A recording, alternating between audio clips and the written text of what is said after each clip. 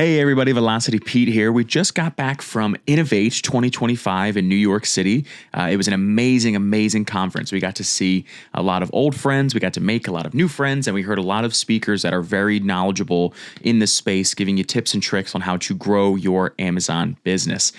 We're excited to bring that all to our partners' e-commerce businesses and also just on a personal level. It was great to learn more about the space that you work in. There's always something fun to learn there. So Amazon is always evolving, and it's great to hear from the experts in the field on how you can do better and how you can keep up. One of the other fun things that we did at Innovate was we got to interview a lot of people. We got to ask them a lot of different questions on the state of Amazon, some fun ones related to Jeff Bezos's personal transportation machines, and a lot of other deep questions, and we got a lot of really good insight from a lot of these people.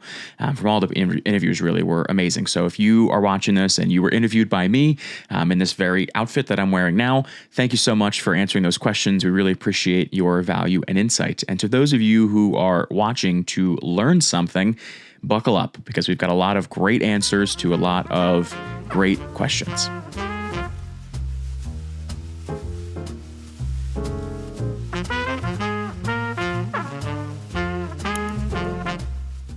If you were to start from scratch and launch a new e-commerce brand today, which category would you choose?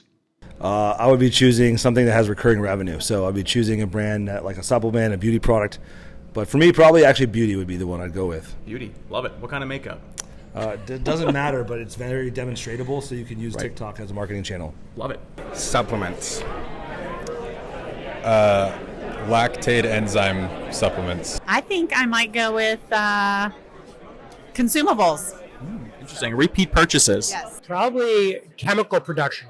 Interesting. Any particular kind of chemical, bleach, cleaning? Probably something in home and garden. Okay. Yeah, high margin business, made in the United States. You don't have to worry about tariffs. 50% or more of it is made with water. So I feel like it's a solid category. Sweet. I just found my next business idea. I would not choose supplements. Not supplements. Okay. It's brutal, that category. Maybe toys? Fun. Emma loves toys here. Because, Q4. Right. Coming up. Yeah. As a father of a new child, I think I would go into the baby category because I see how many things you can spend on, and parents want to spend on their baby, and it just seems endless. It just seems endless the amount of things you could buy. So I think it's a good category. Supplements. Probably weight loss. It's not so much the specific category. I would avoid still like electronics. I would avoid makeup and skincare and consumables until you're very good and have a lot of money. But I would lean into just any category where you can make a real big difference and disrupt based on design. Not supplements. Supplements. Top of my head, something that's U.S. based or has kind of a differentiated supply where you're not getting hit by tariffs. I would choose a product line that has the ability for recurring purchases. So something that's consumable or a product that has a consumable component. So that when you can build a relationship with your customer and continue to provide more value. So whether that's I'm not so concerned about the actual industry, but some of the industries and some of the things that lend themselves well to that are like beauty, supplements, food, grocery products. But there's also other products that have replacement things like toilet paper. You replace toilet paper. I'm not necessarily suggesting you go into toilet paper unless we have another pandemic. Hopefully not. Probably something in baby or pets. The common denominator between the two is it's an emotional type of product where people are purchasing with emotion rather than what they need, so they're willing to spend more. Peptides. Peptides. Very specific. We got a lot of supplement answers, but going right for peptides. Okay. Any particular reason? I think that's the future. I mean, there's obviously other categories that I think would work really well, but I think things that have to do with longevity and health is just where I'm going, or it's where a lot of people are going. Love it. I think there's a lot of room in the pet product space. There seems to be a lot of innovation all the time. But I've personally, and I think the data would show this too, I'm not blown away by the innovation. I think, as you know, pets aren't pets anymore. They're people's kids, right? And so I think that there's a little bit of a lack of premium pet products that also are the perfect balance of functionality. There's a lot of great, beautiful products out there. they don't really serve a purpose. There's a lot of really good pet functional products that aren't premium qualities. They're not branded the right way. They're not presented to end consumers the right way. So I think if I had to pick one right now, it might change in 5 minutes, I think there's a lot of opportunity in the pet space that's open. How are you leveraging AI in the most impactful way for your business today? I mean, we integrated with our data personally quite a bit, and I mean, we've looked into making various assistants to mesh with Smart Scout's data, so kind of on the front-facing side a lot, but internally we use it for everything, just to help us think a little bit more clear to make sure we're delivering the best experience possible. So we also have a listing architect that what usually takes people 2 to 3 hours to redo their listings, we can redo in about 10 seconds with AI. Right within our tool, we have an AI co-pilot. So it links in really great with the existing first-party data you have for your account, and you can use it to analyze whatever's been changing for a certain segments of campaigns or at the target level, and get really detailed insights into, hey, what's happened in the last 2 weeks? What's happened since my last adjustment for campaigns XYZ? And really just get great insights based off of your own data. We decided, are we going to focus on AI to improve efficiency in operations first, or creative? And we were spending a lot of money, like hundreds of thousands of dollars on video shoots and photo shoots and creative agencies and things like that. And so we're like, well, how can we reduce some of that cost, increase the quality, and do it at scale? And so we took that approach. So we have essentially a flywheel system that we created for developing like really high quality, really quick, really effective AI-generated images and videos. Pretty much every day I'm interacting with ChatGPT and other AI tools to do video editing. All of my sales calls are reviewed by ChatGPT, and it gives me like, hey, you could have done this better, that better, whatever. Create sales scripts for the sales guys. So every day you throw whatever you're doing into ChatGPT and use the output for something. The big thing I've been working on, and this has been for years, is around CTR and CVR optimization. This is like a huge passion project of mine. I used to own an agency. And so right now I have a piece of software that we vibe coded, and it'll analyze all of the secondary images in a niche and tell you this is your product, this is the average of the niche, and what are the purposes that we're seeing, what are the different image types that we're seeing. And so that's just like one example. But that used to take me like 4 or 5 hours to go through and categorize everything manually. Now that will just be done in a few minutes, and it's amazing how good it works. And we're using that in all avenues of the business, not just image optimization.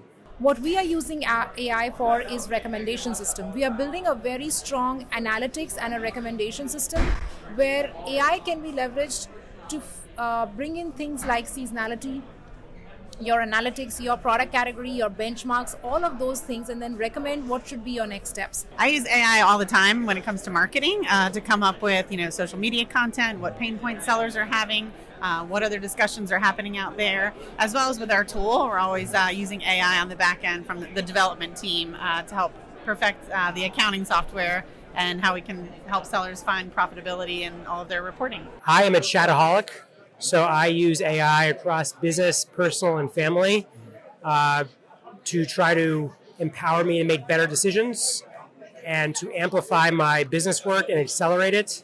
The best way that we're doing now is to train our virtual assistants so they could know about AI, so they could work with the sellers. So we're looking for all these new products out there that are using AI, and then we're training the VAs on them. So then when a VA is working with a seller or an agency, then they could do so much more with so little time because they're using AI.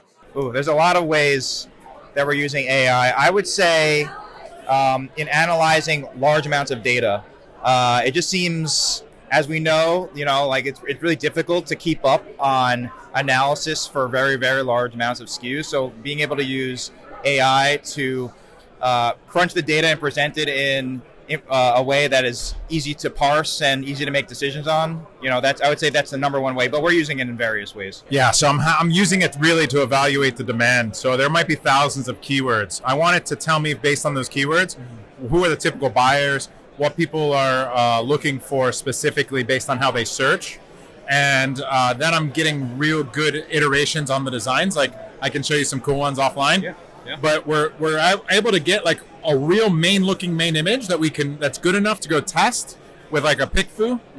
and get feedback from real consumers which one they'd rather have, mine or the best sellers. Basically, we have our email system. It's built in with it's not like Gmail or Outlook. It's called Front. They have an AI tool connected to it. So like from overnight, I went from employees writing like really dry emails, like really nice, beautiful emails. It was like, wow, you wrote it? It's like, no, we have a new feature on it. So I think that's the most that we use it for. And then I have ChatGPT for marketing, for sales. We use it a lot. Very nice. I think from a product research standpoint, is we're always using different tools to try and identify what are some top brands, Amazon or D2C in general, that maybe are missing something. There's a gap they haven't found. And of course, we can use a lot of different AI tools to kind of figure out what are they not looking at that they should be. Right. If you were the CEO of Amazon, what would you change? Less fees for sellers. Stop making sellers pay all of your fees. Meaning, say like when Amazon started, they ate all of the fees, and now the sellers are paying all the fees. I would be nice to sellers. I would take care of them. I would help them, give them a lot more attention because they're the ones building the business. Are you saying that's not happening now? It's not currently happening now. I mean, I'd say fees, but then if I was the CEO, I'd be like, let's keep racking those up. So I kind of see their perspective there. I'd probably just make fees even higher and try to kick as many sellers out of the platform as possible and maximize profits. It feels like nothing would change about what's happening. No, it would get worse. It would get worse if I was CEO. The fees, lower the fees for Amazon sellers. Amen. I would probably, since I'm a shareholder, I would probably start focusing more deeply on Amazon AI specifically. So obviously there's whispers about AI, but I feel like they've invested in Claude, Anthropic, but they can go much deeper into the AI world. So essentially will bring more shareholder value. I think that I would invest more into the agency programs. That might be self-serving, but agencies are great partners with Amazon. Like our entire business is reliant on growing, their business, Amazon. So I would provide even more support, marketing support, tech support for clients, and not just to new sellers. I'd like to existing sellers as well. I think they could, provide a little bit of some support there. Probably the customer service. Big time. Wow. Big upgrade on the script there. I would make the customer service and just being able to connect people, because when we go to Amazon Accelerate, for example, the best part is that you actually connect with real humans, and so I'd make communication a lot easier between the organization. I think FBA can be hard to learn for newcomers, to the point where somebody may have done their research, may have hired firms. They may have everything as we would consider ready to go, right? And I think kind of onboarding process, getting things up and running for someone who may be a future $10 million seller has some roadblocks that may be frustrating to get onboarded and get up and running. I think it can be very confusing, especially with how things are changing so often. I think they feed us to death. The communication breakdown between all the different departments is a real issue. I think that you have 4, 5, 6 departments that are all in charge with their own goals, revenue goals, and they're all incrementally increasing the fees on sellers. But as an aggregate, it makes it almost onerous. It's really difficult. It's made it tough on us. I'm thinking a little bit more holistic and bigger picture than that. I'm the CEO of one of the largest businesses on earth. So I'm thinking I'm not necessarily concerned about the fees the sellers are paying at that granular level. I'd be more concerned about the impact that my company is having in the world on a human level. All the fees. I was going to say that too. If you could have Jeff Bezos' yacht or his spaceship, which would you rather have? 100 times yacht. I don't know. I don't think I'm going to space anytime soon. Both. I would do the yacht because I could use it more than once. Spaceship, it's once a year, Right. Yacht. At least I can take it out in New York the next time I'm here. I don't think I'm taking out the spaceship. But you know what? If I had an option at all, then I would just take the money. Spaceship. I'll take the spaceship. Good answer. Yacht for sure. Oh, spaceship. If I can't sell the spaceship, and if that's not a criteria that I can follow, then I would definitely choose the yacht. I mean, spaceship would be cool, but I could probably take a flight up there with some other space guy and one of these CEOs.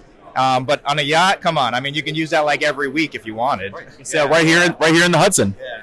I don't know what the resale market for a spaceship is. I'd probably go with the yacht. Right. I'd go with the yacht and live in the Caribbean. Yeah, all the turquoise waters. That's where I'll be. Yeah, I don't like turbulence, and so I don't think I can handle the trip to the moon. Spaceship. I want to see a perspective of Earth from such a view that it's just peace and just beautiful. I think Yacht, just because I'd like to stick to planet Earth for now. Yeah. You don't want to be an Amazon seller on Mars? Not really. Yacht, 100%. Spaceship, I don't trust. Don't know where that's going to go. But Yacht. I'm not interested in going to space, but I would take the Yacht. Yes. I would probably immediately sell it. I don't know. Whatever's better for sports.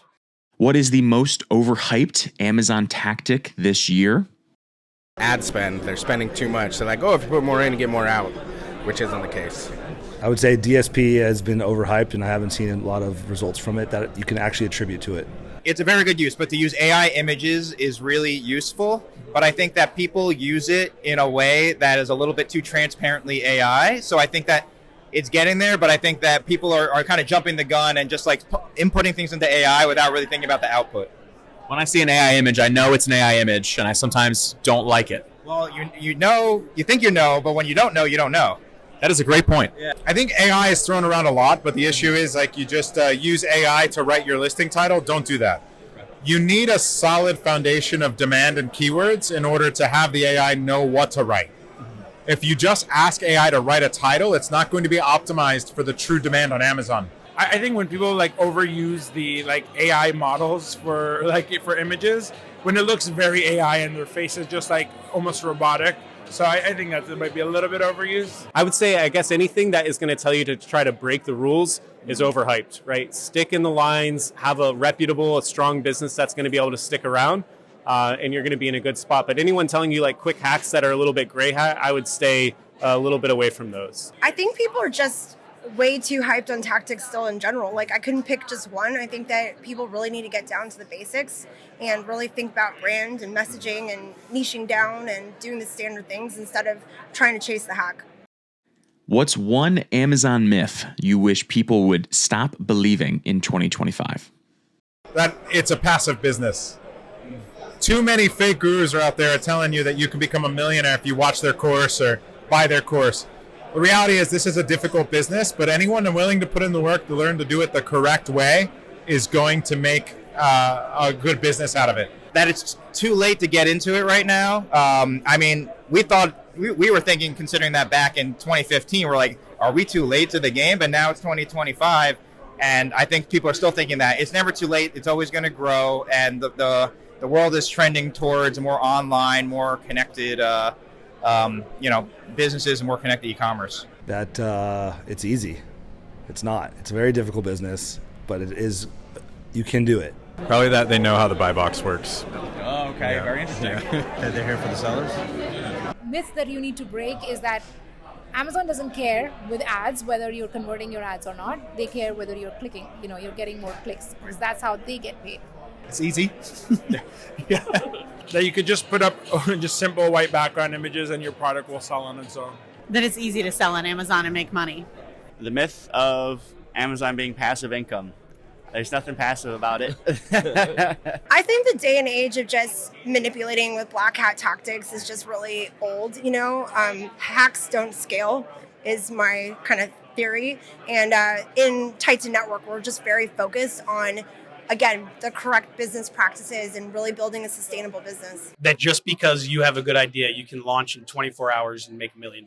I think there are certain, maybe not just Amazon, but certain agencies that sometimes can give high energy, optimistic new sellers the idea that their idea is verified, it's great, and then they're going to be an overnight success because every overnight success is 10 years in the making. And I think it's easy to skip that part when you got what you think is a great idea, and maybe it is, right. But I think that's a big factor. That it's too late, it's too competitive, there's no more money left, there's no money to be made, all that, limiting belief stuff. Yeah, no, there's plenty of people that are starting brand new businesses on Amazon every day that are highly profitable and will be your next, $100 million companies. If Amazon removed one fee tomorrow, which one would make the biggest impact on your P&L? Placement fees. Placement. Okay. Inbound placement. They're new as of this year, if I remember correctly, or last year. Correct. So they should allow sellers to send to one location. That would save them millions of dollars a year. It would be the referral fee. Well, definitely the referral fee. I would just say inbound fee or storage fees. Yeah. Those FBA fees are getting killer, especially in Q4 here. I would say the referral fee, which is just the flat 15% fee I mean, if that fee was gone. But aside from that, FBA fees. This isn't an Amazon fee, but I would just try to lower tariffs, right? I think we're in this big trade war with China right now, a lot of jockeying around, and maybe if we just, rolled that back. Also, it's like the possibility of having these even higher tariffs on China and not getting an immediate decision just gives all sellers a lot of uncertainty. So I'd like to see that just get cleared up as soon as possible. I think a part of what I would say is, Amazon FBA. A lot of the store and shipping fees can be confusing, complicated, and even when they are cleared up, I think sellers oftentimes feel like they're being gouged a little bit. If you could delete one category from Amazon forever, which one would it be? I would put more constraints on allowing sellers from outside of the United States to sell in the marketplace. Supplements.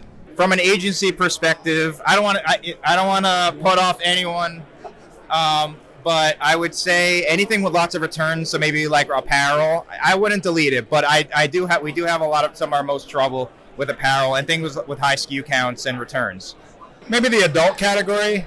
I think that, I'm not a big fan of that being intermingled into the same platform. Right. I think that it blocks certain keywords that you want to manage. I'm in the toy space, and you can imagine a lot of people call toys sex toys and stuff like that. Right. Men's toys. No further questions. Can I give you a selfish answer for our company? Please do. We don't do anything that needs FDA approval or beauty products or topicals. Get them out of here. Yeah, all hard goods. Let's go. Go on. Let's plastic all the way. Paper, foam, all of it. All the way. Exactly. What's been your biggest waste of ad spend this year? DSP. Okay. People going after big words when they could find misspelled words. If you get like 5 of those, it'd do the same thing with less money. Conquesting as like the first option instead of trying to pick up low-hanging fruit. I think the problem with sellers and advertising spend is the fact that they're focusing on revenue metrics. So they're very deeply focused on tacos or ACOS, and those don't actually reflect proper contribution profit. And so for me, what I would suggest if you're focusing on ad spend would be to harmonize price and ad spend together, because you can actually unlock more profit dollars and amplify margin. This has been and will continue is Amazon continues to put in more and more impressions on automatic campaigns, which are harder to optimize, and so it becomes more and more important for you to use some kind of an automation to ensure that you're negating your non-performing keywords or search terms. That is the biggest wasted ad spend. Probably is DSP, to be honest. Yeah. If you were to try to break down where you're spending your cash or your dollars, your capital on ads, I think Instagram has always underperformed. Meta, to me, is very difficult if you're trying to drive directly to Amazon. It takes a very specific type of product to win on social, and it takes a very specific landing page, branding, D2C, average order value, right? All of these things need to be lined up, and you need to become very good at that. Amazon becomes a halo effect, a byproduct of being very good at those other things. And I think too many sellers are out there just investing too much time into social content without a real understanding of what the return on investment is from their time and capital. That being said, I think that TikTok is a whole new marketplace that is worth the attention, and it's a different engine. I can tell you where we're not wasting ad spend is on sponsored brand video. Like that's just if you can try a lot of different creative types and see what sticks, that's where I would put a lot of resources, and I think is generally underutilized by sellers who are just trying like one single video. Oh, sponsor brand video doesn't work. Years ago, sponsor brand video was a lot easier because it was a lot less competitive. Now videos are getting better. And so you're going to waste a lot of money if you're just doing one creative type. Same thing on sponsor brands. Like if I'm doing images that show up in search, I can't just go with one creative type. I'm going to need to test many different creative types. TikTok Shop versus Amazon. Who wins for new customer acquisition in 2026? I would say TikTok, just because they have the millennials and Gen Zs and I think there was a stat that I saw recently about how much time people spend on TikTok versus other marketplaces, and it's insane. Like, they have the algorithm nailed, so I would say TikTok's going to be winning that battle. I believe TikTok is the one that's growing much faster than Amazon is growing, but it's debatable, right? Because Amazon is bringing in a ton of Chinese sellers, where TikTok you cannot Chinese if you want to sell on TikTok Shop. So, but I think proportionally on the U.S. side, I think TikTok Shop is the one that's growing most. I would still say it's Amazon. Amazon's a lot more smooth. Yeah, I would say TikTok. Yeah, Okay. Everything that I'm seeing so far, TikTok, lowest cost of acquisition that in their channels right now. Some differing views there. They're going to debate about that later.